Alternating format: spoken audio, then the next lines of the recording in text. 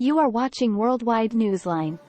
So what on earth is going on with this grain deal? A lot of the grain from Ukraine Europe spread basket as it's known goes to Africa, and Putin wants that support, doesn't he? You'd have thought so, wouldn't you? But there's clearly a lot going on behind the scenes. As we know by a quick refresher, inevitably Russia's been pounding away ever since they withdrew from the grain deal, pounding away Odessa, particularly the grain and the port facilities. But the real twist here is that that's only one of the routes for the grain is via the Black Sea. Actually, another route is via the Danube, which is out to the west. Literally overnight. So Russia has now targeted Reni, which is a port city. And about 15 drones attacked, 7 people injured, and that's literally just on the border of Romania, which is a NATO country, and literally the river provides the border between the two. Now there's no military significance to this at all. This is a blatant attack on the grain supplies themselves. There's no other reason for doing it, and one of the questions is, why doesn't Ukraine simply move this stuff by land? Just by pick comparison, a moderate size grain ship carries enough grain that 1,000 HDTV trucks would hold, so it's just not feasible. It has to be done by redirect. Now Russia claims it's ready to sign up to extend the grain deal, and indeed the UN Security Council is putting pressure. Even China is putting pressure on Russia. They're normally an ally. Now Russia, although it claims to be ready to sign up, but in harsh reality it's reducing global supplies of grain by attacking Ukraine. That pushes up demand. Prices have gone up by at least 8% already, and as you say, that hurts the most vulnerable in the world. Now the African nations traditionally have been supportive of President Putin, but many of those houses the most poverty-stricken, and the star being, it may add a few pennies to a price of bread here, but it's devastating for those communities.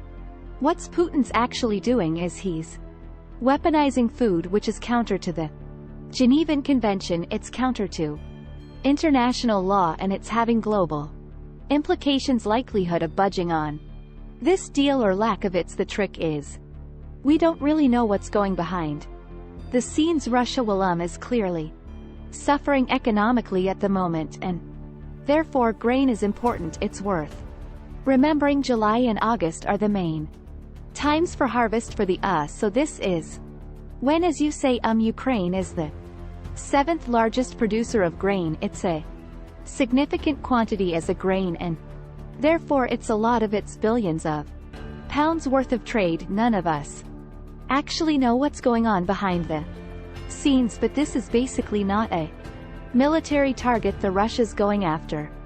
Whether it's panic from the Putin regime because he's actually been pushed back on the battlefield, whether he's trying to force international community's hand to try and draw this a conflict or halt, only Putin can know.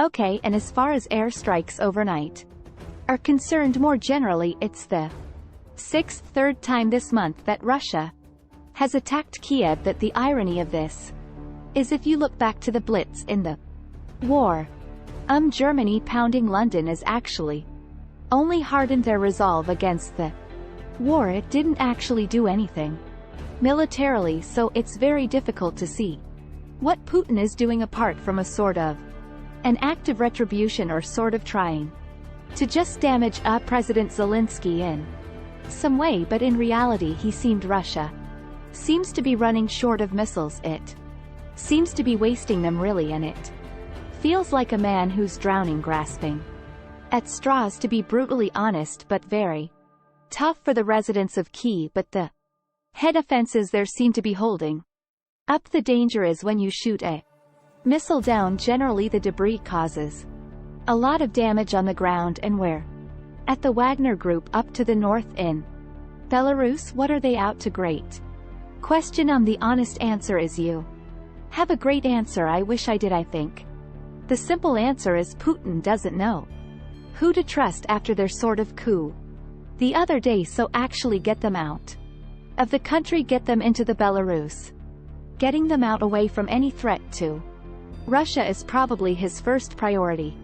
What they're doing there in the longer term, Russia desperately needs mercenary fighters. They're the only people who deliver any form of success on the battlefield over the last year, when they took Bakhmut, so I think we'll have to wait out. As for you, Afghani Pragos in the boss, I wouldn't be going up too many high-rise hotels if I was no or get. Don't stack the food taster for now. Thanks very much. Thanks for watching Worldwide Newsline.